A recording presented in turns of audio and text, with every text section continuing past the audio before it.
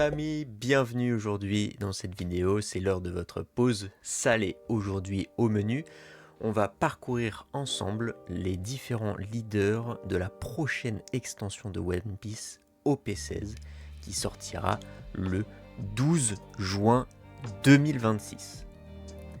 Et on commence sans plus tarder par Portgas the Ace, qui est un leader qui a la couleur rouge, qui a 5000 de puissance et 5 points de vie, et qui a pour effet, en activation principale une fois par tour, de sélectionner un de vos personnages Luffy, ou qui est inclus comme type pirate de barbe blanche, avec 8000 de puissance ou plus, et vous pouvez lui donner rush jusqu'à la fin du tour. Ça va être donc un deck qui va jouer des gros personnages avec beaucoup d'attaques et qui va pouvoir les faire attaquer le tour où ils sont joués. Donc on a un peu l'habitude avec les decks rouges d'avoir des decks qui sont portés justement sur l'agression et sur jouer des personnages qui sont très très forts, notamment en late game. Et grâce à cet effet leader, on va pouvoir en plus de ça leur donner rush à partir du moment où c'est soit un Luffy, soit des personnages qui sont pirates de barbe blanche. Et c'est notamment là-dessus qu'on va construire le deck.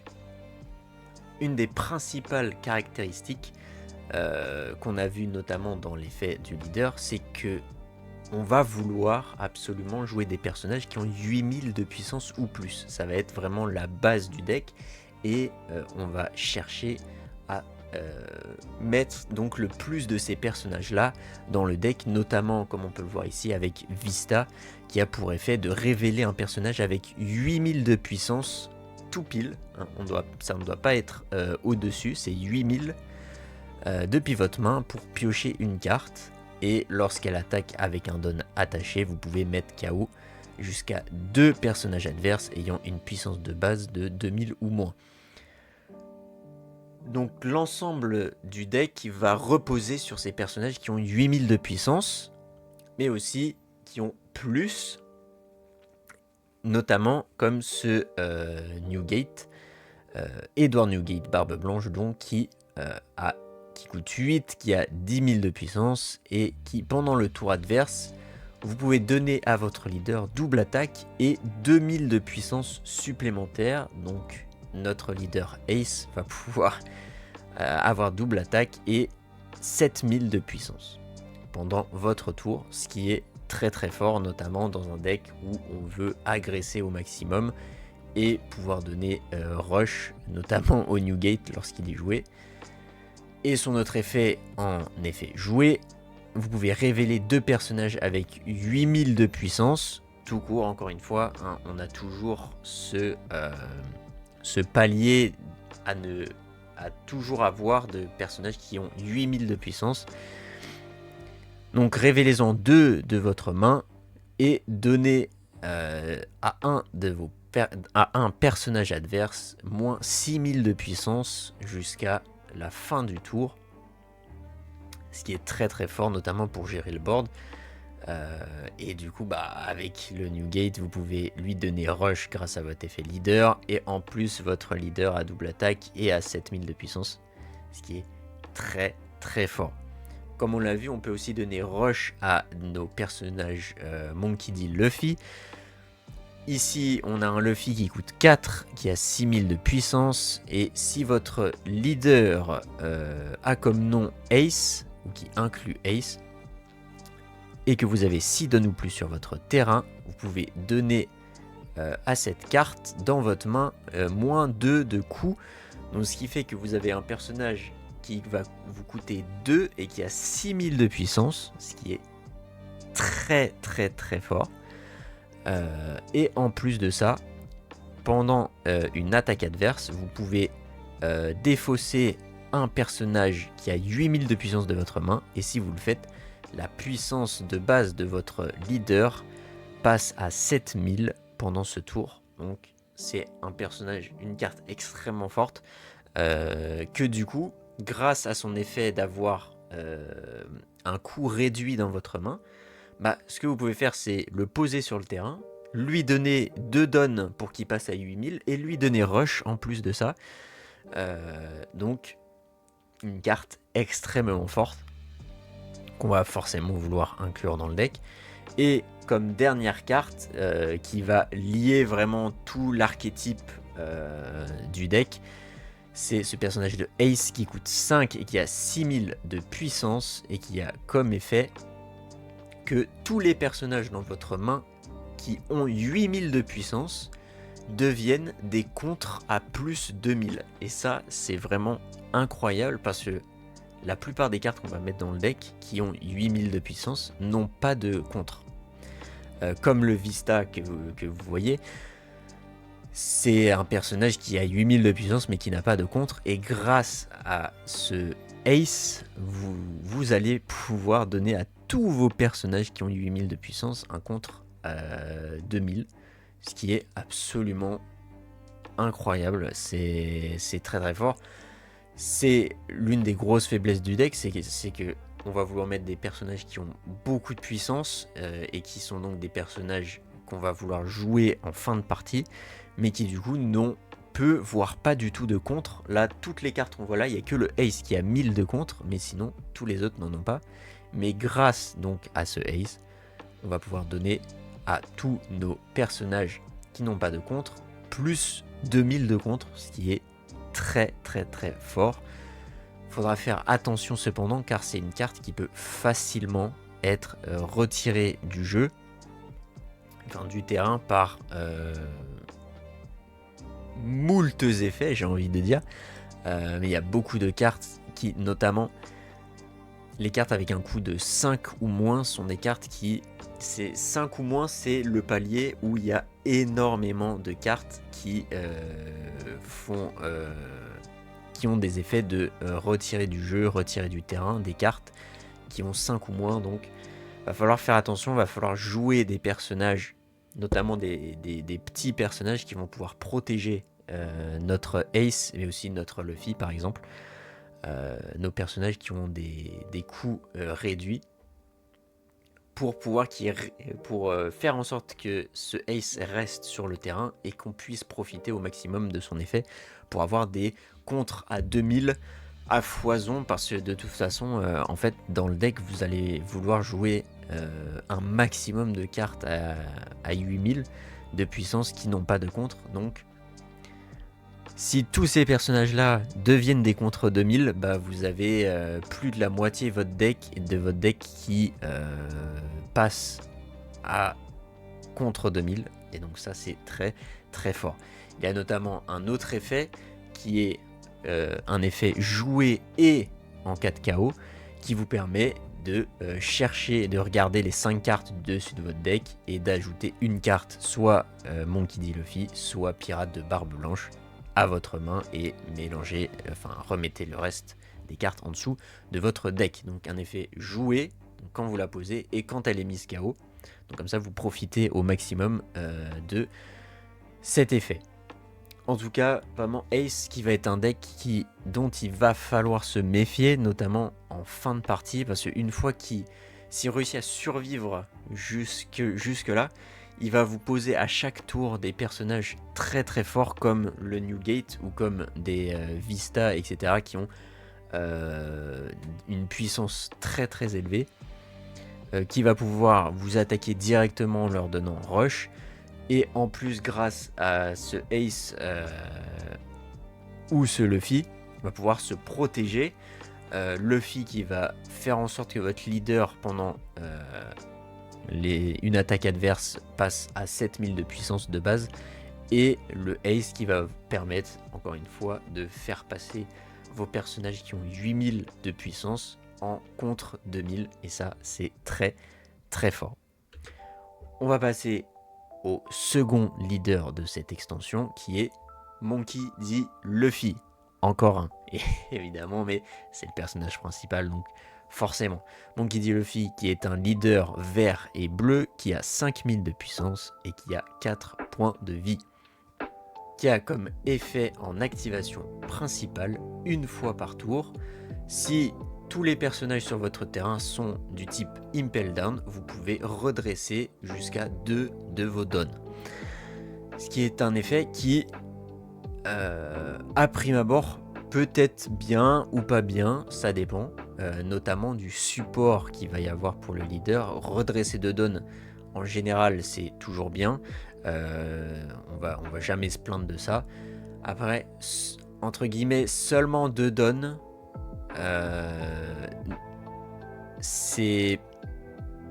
ça dépend, ça pourrait être mieux, mais des fois pour certains leaders ça peut être que un seul, etc.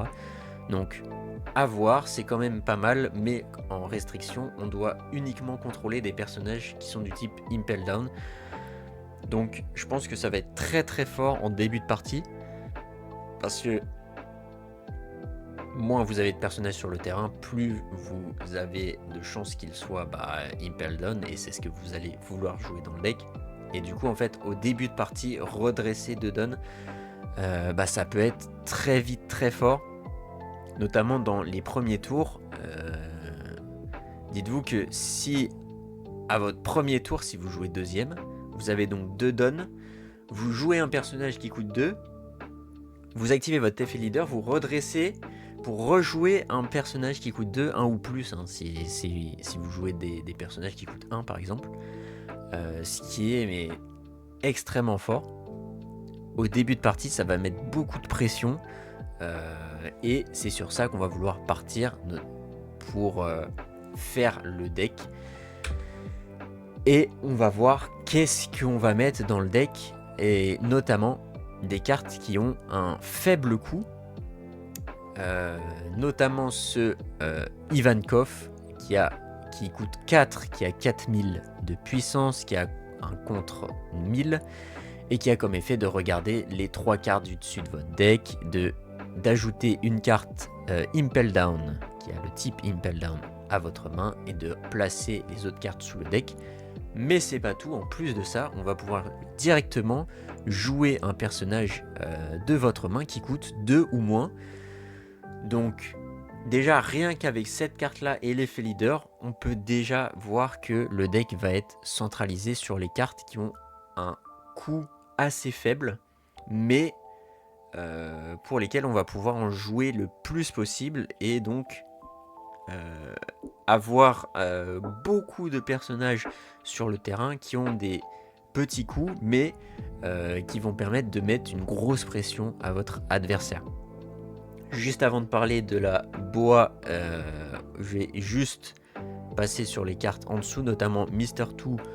2 Bonkure Bentham, qui est donc un personnage qui coûte 2, donc qu'on pourrait potentiellement jouer grâce à Ivankov juste au-dessus, qui a 1000 de puissance, qui, lorsqu'on joue cette carte, en effet jouée, va nous permettre de piocher une carte, donc une carte qui se remplace directement, ce qui est très très fort. Et quand vous attaquez, si cette carte a un don attaché, la puissance de base de ce personnage devient celle du leader adverse pendant ce tour. Donc, ce qui fait que, en fait, avec cette carte là, lorsque vous allez attaquer, vous allez toujours avoir la puissance du leader adverse plus 1000, ce qui est très très très fort, notamment pour seulement un coup de 2, c'est vraiment incroyable la value de la carte. Et notamment il y a plusieurs cartes qui font ça. Je pense notamment au Sanji jaune qui lorsqu'il attaque prend la puissance du leader adverse, qui a le même effet que celui-ci. En jaune il y a aussi Mr. 2 Bonkle, en violet, la carte la secret rare, qui vous permet de copier l'attaque d'un personnage adverse en attaquant. Donc voilà, c'est la thématique de copier la puissance d'un leader ou un personnage adverse lorsque vous attaquez. C'est très très fort, et du coup encore une fois pour deux coups, c'est vraiment très très bien. Ensuite, on a Mr. 3 Galdino, qui coûte 4, qui a 5000 de puissance avec un contre à 1000 et qui a comme effet en activation principale, vous pouvez envoyer ce personnage dans la défausse pour piocher 2 cartes, puis jusqu'à un personnage adverse qui a un coût de 9 ou moins ne pourra pas attaquer jusqu'à la fin du tour adverse. Donc c'est un personnage que vous allez vouloir jouer, puis au tour d'après vous allez vouloir attaquer avec, dans le meilleur des cas, hein, bien entendu. Vous attaquez avec, puis vous activez son effet de l'envoyer à la défausse pour piocher 2 cartes et freeze l'adversaire pour l'empêcher d'attaquer. Donc sur un gros personnage, ça peut être très très fort, ou aussi un personnage de toute façon qui coûte 9 ou moins. Vous allez toucher la majorité, la très très grosse majorité des personnages du jeu. Empêcher une attaque, ça vous permet de vous protéger, et en plus vous piochez des cartes, donc c'est très très fort. On va donc revenir sur la boa qui a un coût de 7, qui a 9000 de puissance et qui a comme effet, premier effet, qui a imbloquable. Donc déjà avec 9000 de puissance, imbloquable, c'est très très fort, et qui a comme second effet, en effet, jouer jusqu'à un personnage adverse autre que Luffy ne peut pas être épuisé jusqu'à la fin du tour adverse. Donc ça va vous permettre, pareil comme Galdino, de freeze un personnage. Votre adversaire ne pourra pas l'épuiser, et en plus elle a imbloquable, donc c'est très très très fort. Mais au-delà de Boa, comme vous voyez les autres cartes, on va préférer, je pense, dans ce deck, jouer des cartes qui ont un faible coût, mais qu'on va pouvoir mettre en boucle, qu'on va pouvoir jouer en boucle sur le terrain, etc. Donc on va pouvoir récupérer des ressources, que ce soit en piochant ou en récupérant des dons grâce à notre effet leader. Moi je pense que ce deck là, il y aura 2 façons de le jouer, soit avec uniquement des cartes Impel Down, comme toutes les cartes qu'on a ici, Boa qui a le type Impel Down, qui va nous permettre d'utiliser toutes les cartes qui ont un effet en rapport avec le type Impel Down, mais aussi notre effet leader. Soit on va le jouer que comme ça, entre guillemets, soit on va faire un mixte où en fait on va utiliser des cartes Impel Down, mais aussi des cartes équipage de chapeau de paille, car notre leader Monkey D. Luffy a les 2 types, et les cartes équipage de chapeau de paille en vert, il y a des cartes très très très fortes. Je pense notamment au Luffy Secret de OP13 qui a double attaque et qui est en effet joué de redresser 4 dons, il me semble. Ce qui est rien que ça, c'est très très fort. Je pense notamment aux différents searchers, notamment la Nami en carte verte. On a les différents events défensifs aussi en vert. Chapeau de paille qui sont très très très forts. Le Zoro Secret aussi par exemple, qui peut attaquer plusieurs fois. Il y a beaucoup de cartes dans cette combinaison vert plus équipage de chapeau de paille, donc à voir comment les différents joueurs du deck vont vouloir expérimenter et configurer leur liste. Je pense que les 2 seront viables. Je pense que la version mixte avec Impel Down et chapeau de paille, ce sera plus une version qui va favoriser la partie late game, donc fin de partie, où on va vouloir jouer des gros personnages qui ont beaucoup d'impact, plutôt à contrario la version Impel Down, ça va être plutôt une version qui va jouer sur le début de partie, où on va vouloir jouer le plus de personnages possible pour mettre vraiment un rythme très élevé à notre adversaire dès le début de partie, et essayer de gagner le plus rapidement possible. On va passer au troisième deck de cette extension, qui est le deck Baggy. Deuxième fois qu'on a un leader Baggy.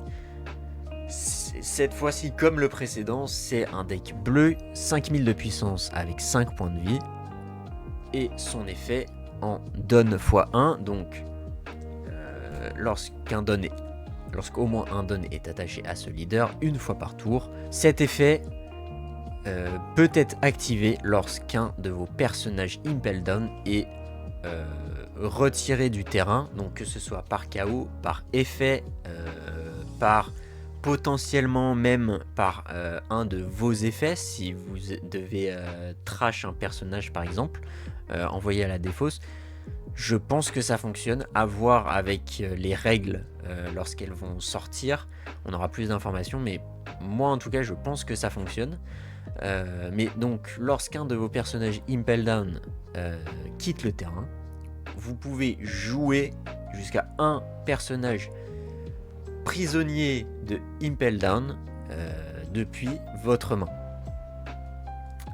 Donc là déjà, rien, sans même voir la carte qu'on va pouvoir jouer, on peut déjà voir que c'est un personnage c'est un leader qui va poser beaucoup de problèmes, car à chaque fois que, c'est une fois par tour, mais c'est quand même très très fort, lorsqu'on va vouloir retirer un personnage du terrain de Baggy, en fait notre adversaire va pouvoir directement jouer un personnage de sa main pour le remplacer, et ça peut être très très fort. Et donc on va voir lequel de ces personnages on va pouvoir jouer. C'est donc la première carte que vous voyez ici, qui est donc les prisonniers d'Impel Down, qui coûte 6, qui a 6000 de puissance, qui a un contre 2000 et qui a comme effet, par les règles de ce jeu, vous pouvez avoir n'importe quel nombre de cette carte dans votre deck. Donc ça veut dire que vous pouvez avoir plus de 4 exemplaires de cette carte dans votre deck. C'est une carte qui est forte, qui a des bonnes statistiques. Un coup de 6, ça va permettre de passer au-dessus des effets, de pas mal d'effets qui vont toucher des cartes qui ont 5 ou moins. Et il y en a énormément.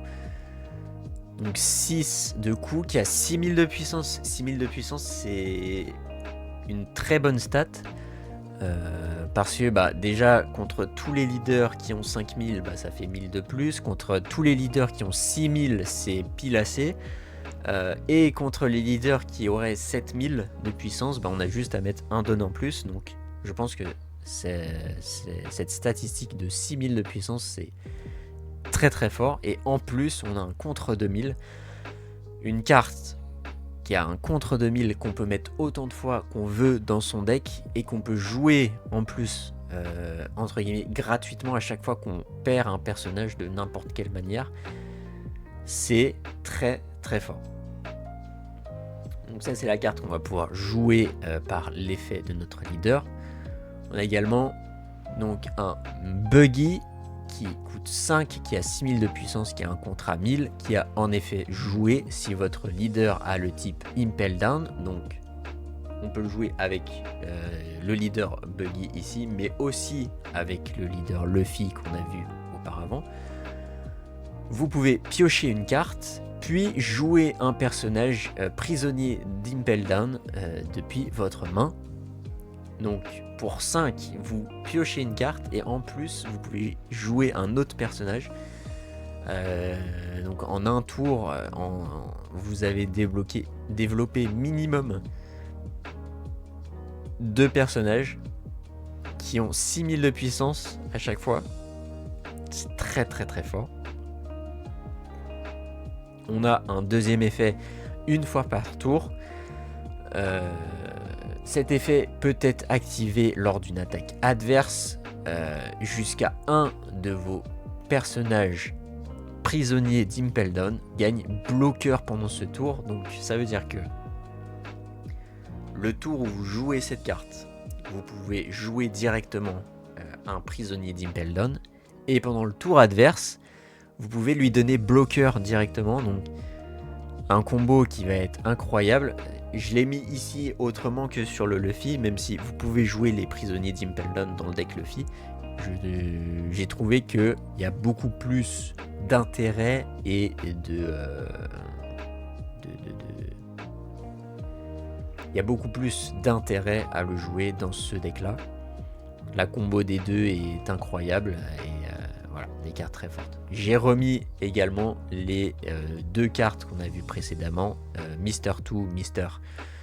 3, qui sont des cartes qui de toute façon dans les deux decks, que ce soit Luffy ou Buggy, sont des cartes très très fortes. Pouvoir copier l'attaque du leader adverse plus piocher des cartes ou freeze un personnage, quoi qu'il arrive dans les deux decks, ça va être très très fort, donc on va vouloir forcément les inclure dans le deck, je pense. Ce deck, on va vouloir donc jouer autour de nos prisonniers d'Impel Down, et donc un peu à la manière du Luffy, on va vouloir poser beaucoup de personnages sur le terrain et noyer notre adversaire sous une horde de prisonniers qui viennent des fins fonds de la prison la plus sécurisée du monde. Ça va être très intéressant de voir ce que le deck peut faire, à voir notamment avec les autres cartes qu'on aura dans l'extension. On va passer au quatrième deck. On passe donc au prochain leader de ce set, qui est Sengoku, qui a comme couleur le violet, qui a 5000 de puissance et qui a 5 points de vie.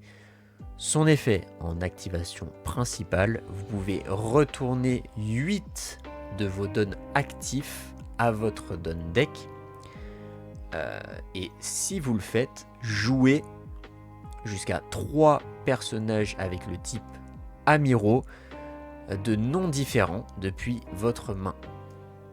Donc cet effet de pouvoir jouer des cartes comme ça en retournant des dons, non, mais de jouer plusieurs personnages avec votre effet, on pense notamment, on va faire beaucoup le parallèle avec Imu, qui grâce à son personnage des 5 doyens vous permet de rejouer depuis la défausse ou votre main, il me semble, à vérifier sur ça, je suis pas exactement certain, mais au moins de votre défausse de jouer donc les 5 doyens. Là pareil, c'est dans le même calibre, on va pouvoir jouer de notre main les 3 amiraux pour 8 dons actifs. Donc on va regarder évidemment ce que font les 3 amiraux et est-ce que pour 8 dons, est-ce que ça vaut le coup. Déjà on regarde ne serait-ce que leurs statistiques de base. Les personnages coûtent 7 et ont 8000 de puissance, les 3. Donc pour 8 dons, avoir 3 personnages à 8000 de puissance, déjà de base, c'est très fort. Maintenant, ça coûte 8 dons, donc voyons voir leurs effets. On va commencer par Kuzan, donc encore une fois 7 de coups, qui a 8000 de puissance, qui n'a pas de contre et qui a en effet joué. Vous pouvez ajouter jusqu'à 2 dons de votre don deck sur votre terrain épuisé. Donc ça veut dire que pour l'instant on va faire le calcul ensemble, mais sur les 8 dons, déjà lorsque vous jouez Kuzan, vous en récupérez 2 épuisés. Ensuite, deuxième effet en activation principale, une fois par tour, vous pouvez don -1, donc retourner un don à votre don deck, jusqu'à un de vos personnages, jusqu'à un personnage adverse ne peut pas activer bloqueur pendant ce tour. Donc où vous allez pouvoir bloquer, freeze un bloqueur, ce qui est très fort en activation principale en plus, donc très très sympa. On va passer à Sakazuki qui a un effet joué de donne -1.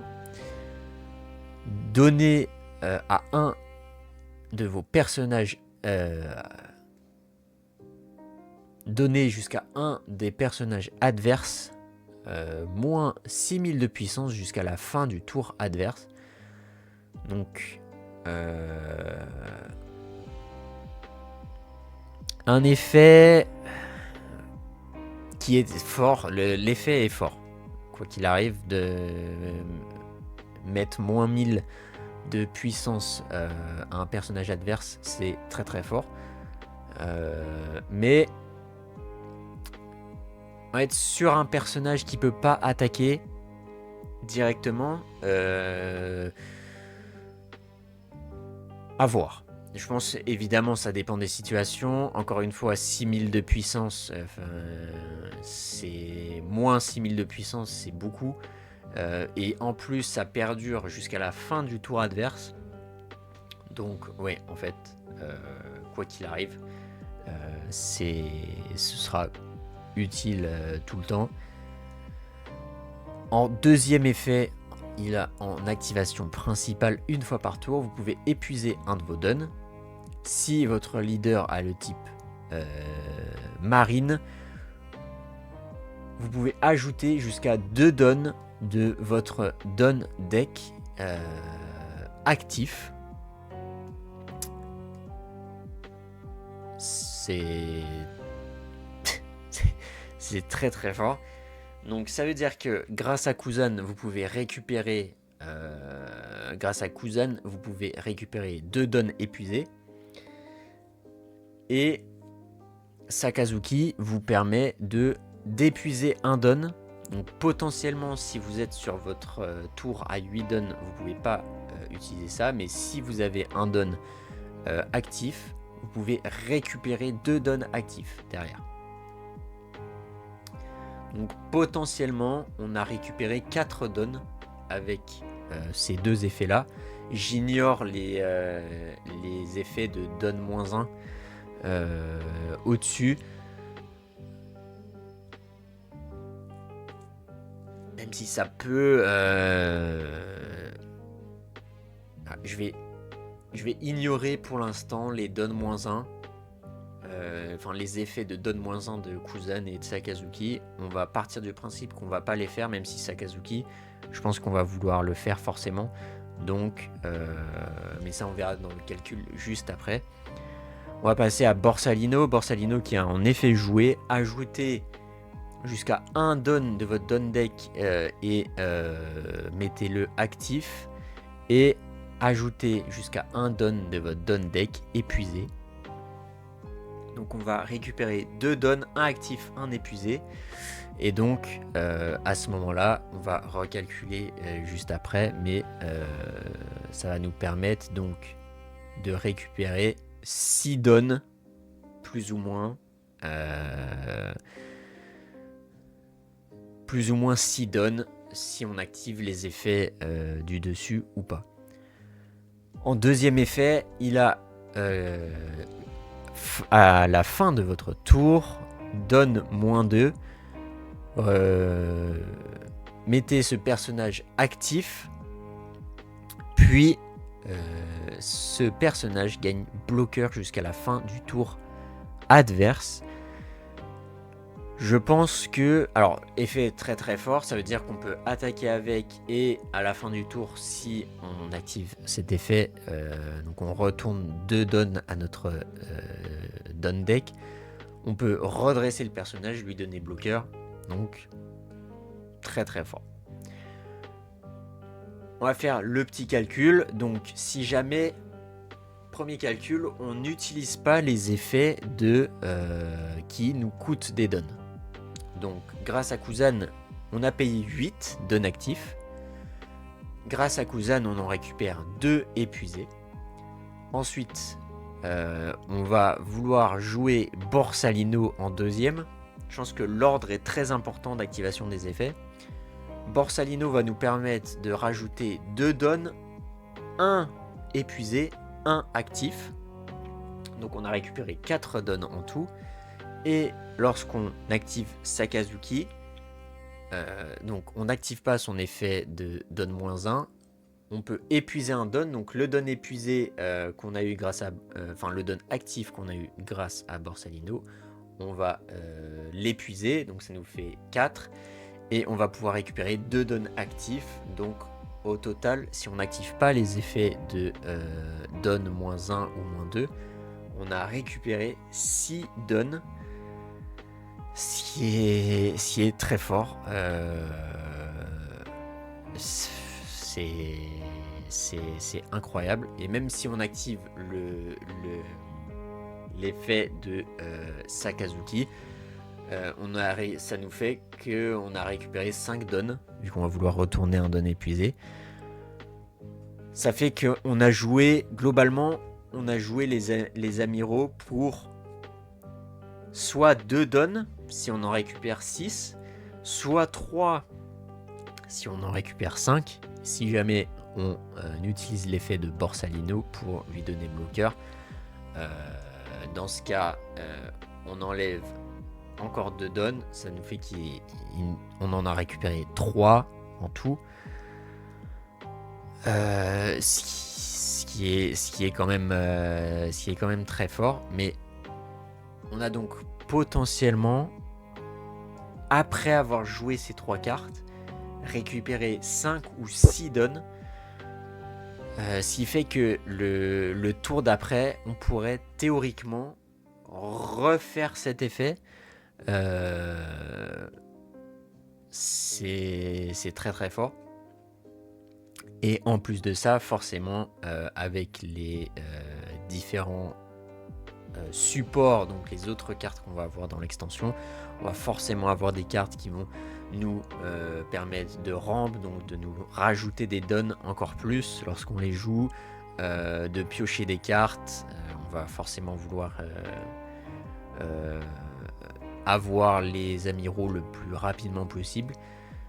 C'est des cartes qui ont 8000 de puissance, donc ça va mettre beaucoup de pression. On peut avoir un bloqueur grâce à Borsalino, on peut freeze les bloqueurs grâce à Kuzan, et on peut neutraliser entre guillemets des personnages grâce à Sakazuki, leur mettre moins 6000 de puissance jusqu'à la fin du tour adverse.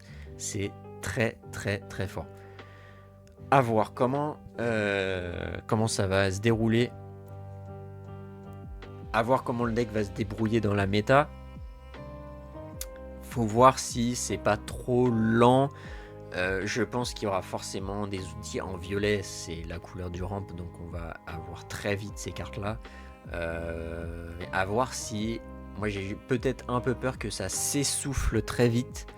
En fait, une fois que vous avez ces cartes-là sur le terrain, je suis pas certain que vous ayez envie de spam de faire l'effet leader en boucle, parce que ça vous consomme quand même pas mal de ressources, parce que vous perdez 3 cartes de votre main, même si ça fait 3 cartes qui sont très très fortes sur le terrain. Perdre 3 cartes de votre main, dans certaines situations ça peut être très très impactant, notamment dans la fin de partie où chaque carte est importante. Voilà, si vous avez une situation qui vous permet de jouer ces cartes sans avoir le contre-coup derrière, d'être en danger, oui, encore une fois, et on a toujours, et je pense que beaucoup de gens seront d'accord avec moi, on fera toujours le parallèle avec Imu et les 5 doyens. Je pense que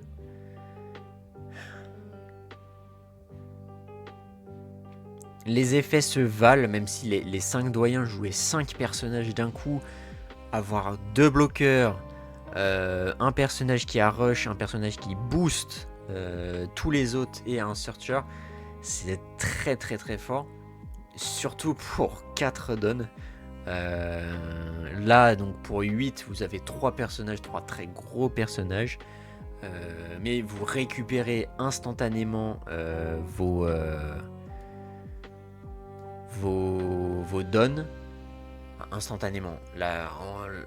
Au plus de la moitié de vos dons, vous les récupérez instantanément. Donc, à voir. C'est un deck où voilà, faut voir les autres cartes qu'on aura avec les decks et voir tout simplement comment il va se comporter face aux autres decks de la méta. On va passer au leader suivant, Yamato, qui est un leader noir, qui a 5000 de puissance, qui a 5 points de vie, et qui a comme effet, lorsqu'un personnage de type Pays de Wano est joué depuis votre défausse, ce personnage gagne Rush jusqu'à la fin du tour. Ce n'est pas un effet une fois par tour, ça veut dire que tant que vous pouvez jouer des personnages de votre défausse, vous pouvez donner Rush à ces personnages-là. Ce qui peut être très très très très très fort. Et notamment, on va voir les cartes principales du deck. On va forcément sur lesquelles on va forcément vouloir jouer autour. On va commencer par la Yamato Secret. Encore une fois, je me suis trompé de sens. La première qui coûte 6, qui a 5000 de puissance, qui a un contre de 1000, qui a comme effet jouer, piocher une carte, défausser une carte. Donc très très bien dans un deck où vous allez vouloir défausser un maximum de cartes pour pouvoir les jouer après, c'est toujours bien. Et en deuxième effet, activation principale, vous pouvez envoyer ce personnage dans la défausse. Si vous le faites, jouez une carte Yamato noire avec un coût de 8 depuis votre défausse. Donc l'idée, je pense que vous avez commencé, je pense que certains d'entre vous ont déjà compris. On va vouloir donc cycler en fait les personnages, d'envoyer dans notre défausse, de les jouer de notre défausse, leur donner rush, puis de les envoyer dans la défausse pour rejouer d'autres personnages et faire une boucle comme ça qui va être très très intéressante. Une personnage qui a des statistiques correctes, qui a un coût de 6, c'est toujours important, au-dessus de 5, qui a 5000 de puissance, donc de toute façon on va lui donner rush, et grâce à son effet, c'est une carte qui n'est pas destinée à rester sur le terrain, qui se remplace d'elle-même parce que lorsque vous la jouez, vous piochez 1, défaussez 1. Et donc vous pouvez jouer directement un personnage Yamato, une carte Yamato qui a un coût de 8 exactement. Et comme par hasard, on en a deux ici. On va commencer en haut à droite, donc avec Yamato qui a 8000 de puissance contre à 1000, qui a comme premier effet imbloquable. Donc imbloquable et rush, on aime beaucoup, toujours. Et qui a comme deuxième effet, en cas de KO, vous pouvez jouer une carte Yamato avec un coût de 6 ou moins de votre défausse. Donc on va vouloir forcément jouer la Yamato, la première qu'on a vue. C'est en cas de KO, donc quoi qu'il arrive, lorsqu'on va invoquer cette deuxième carte, on va forcément la jouer de la défausse, imbloquable qui a rush, donc on va attaquer directement avec. Et on va être là, notre adversaire va être dans une situation compliquée parce que si il nous la détruit, on va pouvoir invoquer la Yamato qui coûte 6 grâce à l'effet de la première, et donc le tour suivant pouvoir réinvoquer l'autre Yamato. Mais si on la détruit pas, elle a imbloquable, donc ça peut très très vite devenir très compliqué pour notre adversaire. Donc à faire très attention. On va passer à la deuxième Yamato, donc qui a le même coût, la même puissance de 8 pour 8000, qui n'a pas de contre et qui a comme effet jouer. Vous pouvez ajouter jusqu'à un personnage ayant le type Pays de Wano avec un coût de 6 ou moins depuis votre défausse à votre main. Donc, forcément, on va vouloir ajouter à notre main la Yamato qui coûte 6. Puis, vous pouvez jouer jusqu'à un personnage avec un coût de 2 ou moins depuis votre main. J'en ai pas mis ici, mais forcément, vous allez vouloir jouer des personnages qui vont vouloir vous faire piocher, défausser ou envoyer des cartes du dessus de votre deck à la défausse, etc. etc. Donc, encore une fois, cette idée de cycle où lorsque vous jouez les cartes, vous allez pouvoir soit dans le cadre de cet effet ici, rajouter des cartes de votre défausse à votre main, soit la deuxième carte, en cas de KO, vous allez pouvoir jouer un personnage de votre défausse, et la première, pareil, vous pouvez jouer un personnage de votre défausse. Donc pareil, cet effet de cycle qu'on va vouloir toujours faire et pouvoir invoquer des gros personnages qui ont rush, qui ont certains imbloquables. C'est très très très fort. Pour finir, on a un Momonosuke qui coûte 9, qui a 6000 de puissance, qui a un contre 1000, qui est bloqueur et qui a comme effet jouer jusqu'à un personnage qui a le type Pays de Wano, qui a un coût de 6 ou moins, autre que Momonosuke depuis votre défausse. Donc, comme vous l'avez compris, dans cette idée de cycle, on joue Momonosuke qui va nous faire invoquer la première Yamato qui coûte 6, qui va nous permettre de piocher, défausser. On attaque grâce au rush qu'elle va gagner avec notre effet leader. Ensuite, activation principale, on l'envoie à la défausse. On invoque une des Yamato qui coûte 8 ici pour rattaquer derrière et soit avoir un bloquable, soit pouvoir reprendre dans notre main la Yamato 6 qu'on avait précédemment joué. C'est un deck qui est très très intéressant. Je pense que le fait de jouer perpétuellement des cartes de la défausse qui vont avoir rush plus d'autres effets derrière, ça va être très très intéressant. Deck à surveiller qui peut très vite, je pense, devenir très très fort en fonction du support qu'elle aura et qu'elle a déjà. On va passer au dernier deck de ce set qui sera Marshall dit Teach Barbe Noire, qui est un leader noir et jaune qui a 5000 de puissance et qui a 4 points de vie et qui a comme effet les suivants lors du tour adverse. Premier effet, lors du tour adverse, tous vos personnages gagnent plus 1 en coup, ce qui peut être très intéressant, notamment encore une fois les paliers 5 et moins, 6 et moins, et après 7 et plus, etc. etc. Ça peut nous permettre de nous jouer des effets qui nous demandent un certain coût et aussi d'esquiver certains effets adverses qui peuvent être très handicapants. On a en deuxième effet, lors d'une attaque adverse, une fois par tour, vous pouvez défausser une carte de votre main qui a un déclenchement. Si vous le faites, changez la cible de l'attaque à ce leader ou un de vos personnages équipage de Barbe Noire. Le même effet plus ou moins que Doflamingo de OP14 qui a pareil comme effet de pouvoir changer la cible de l'attaque à un de vos personnages ou au leader.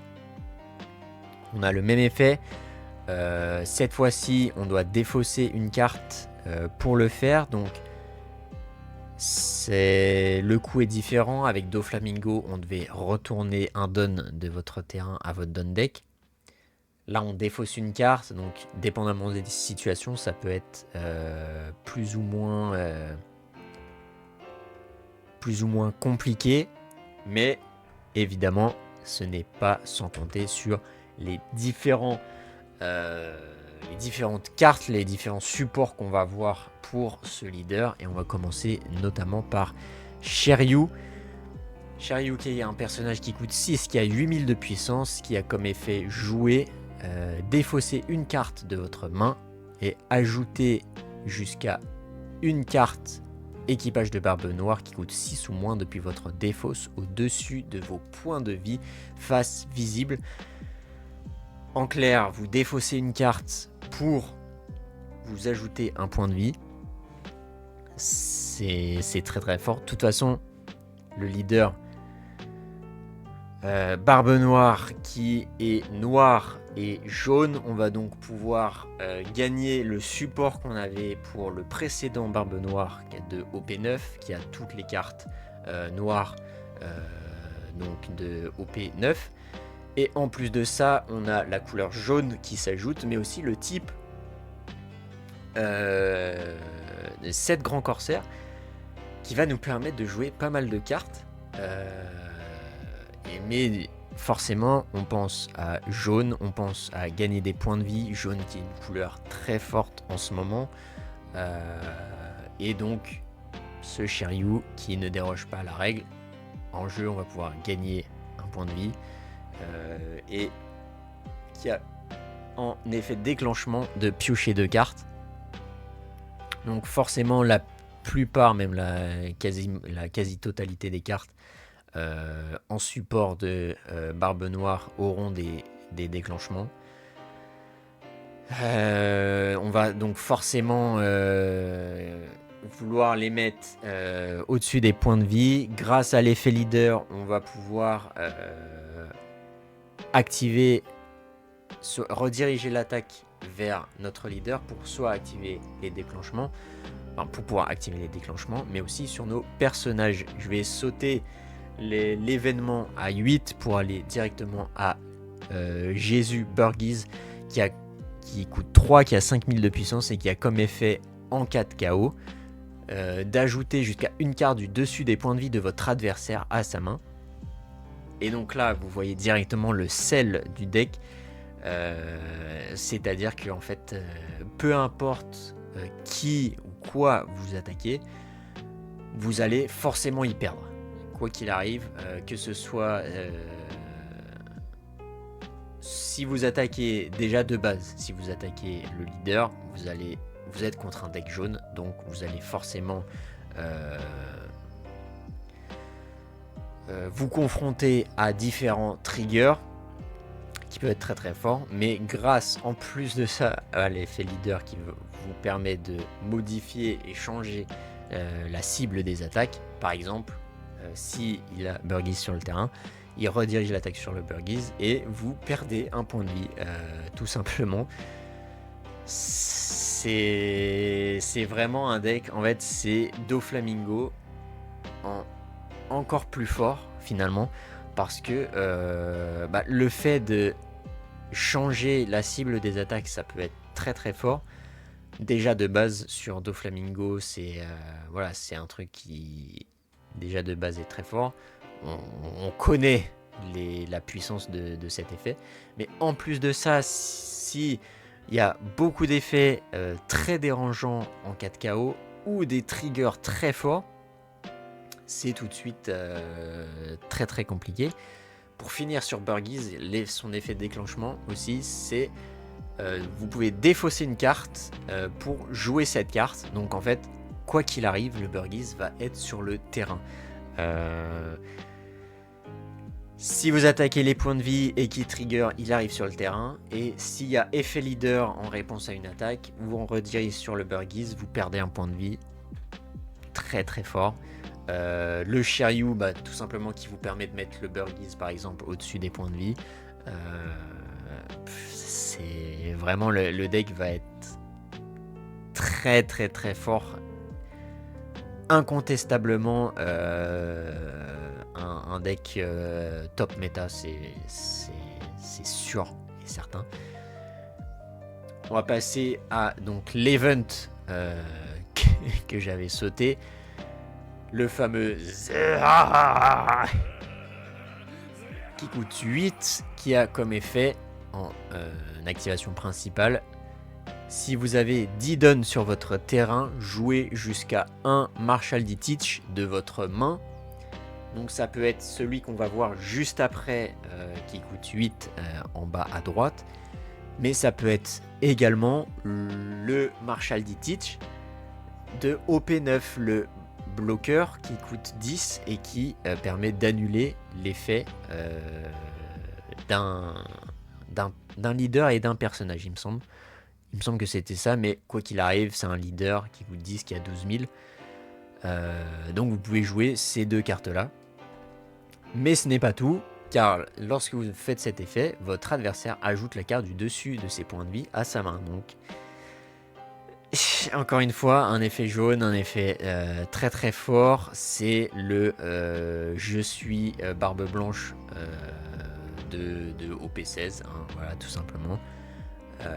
Sauf que au lieu de perdre un point de vie pour augmenter la puissance de votre leader, cette fois-ci vous faites perdre un point de vie à votre adversaire. Et pour pouvoir jouer le personnage, donc le Marshal D. Teach de votre main, vous devez avoir 10 dons. Donc vous ne pouvez pas le faire à 8 dons directement. Enfin, vous pouvez le faire. Dans ce cas, vous faites juste perdre un point de vie à votre adversaire. Mais vous ne développez pas de personnage. Auquel cas, vous en développez un. Et c'est, quoi qu'il arrive, c'est très très très fort. Pour 8 en plus, c'est incroyable, tout simplement. On a en effet déclenchement, piocher 2 cartes et défausser une carte. Donc, quoi qu'il arrive, voilà, piocher 2, défausser 1, c'est très très fort, il n'y a rien à dire. Et on va passer à Marshal D. Teach en secret rare qui coûte 8, qui a 10 000 de puissance, qui a en effet joué. Regardez les 3 cartes du dessus de votre deck et ajoutez une de ces cartes au-dessus de vos points de vie. Donc, lorsque vous jouez cette carte, vous gagnez un point de vie. Voilà, tout simplement. Vous placez le reste en dessous de votre deck. Voilà, vous développez un personnage, vous gagnez un point de vie. Vous choisissez, en plus, c'est ça le plus fort et le plus important, c'est vous choisissez quelle carte vous mettez à vos points de vie. Ce qui est, encore une fois, vous mettez un trigger n'importe lequel, vous gagnez un point de vie de base, et en plus vous mettez un trigger n'importe lequel, ce qui est complètement fumé, qui est très très fort. Et en effet déclenchement, vous pouvez annuler les effets d'un personnage adverse pendant ce tour, puis vous pouvez mettre KO jusqu'à un personnage adverse qui a un coût de 5 ou moins.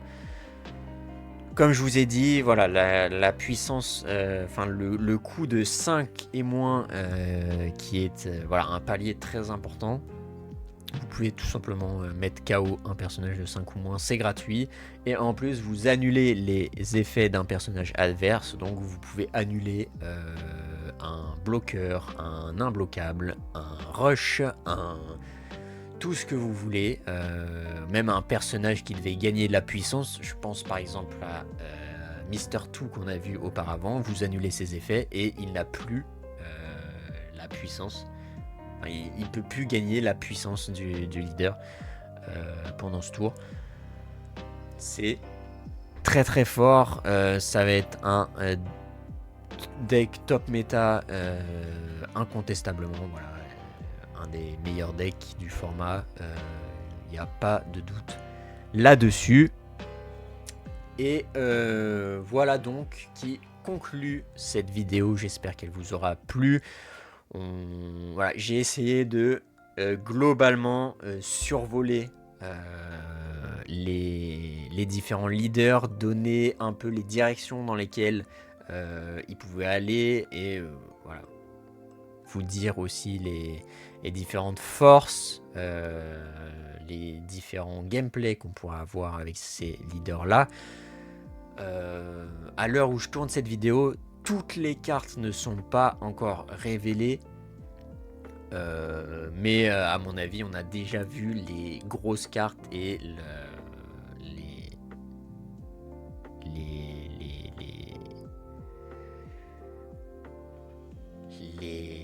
core deck.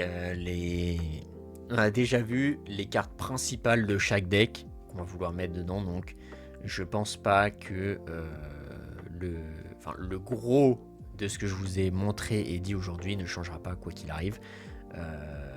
Donc voilà, j'espère que cette vidéo vous aura plu. Si c'est le cas, n'hésitez pas à nous le faire savoir en mettant un like, en vous abonnant aussi, et n'hésitez pas à me dire dans les commentaires si c'est quoi votre avis sur les différents leaders, quel est votre préféré, quel est celui que vous pensez vouloir jouer. Est-ce qu'il y en a un que vous allez vouloir jouer? Est-ce qu'il y en a pas du tout qui vous intéresse aussi? Ça peut être le cas. Lequel de ces decks là vous pensez qui va être le plus fort, lequel va être le plus faible, etc.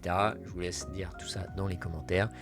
Je vous souhaite une agréable journée, soirée, dépendamment de quand est-ce que vous verrez cette vidéo. Et je vous dis à la fois prochaine. Salut tout le monde.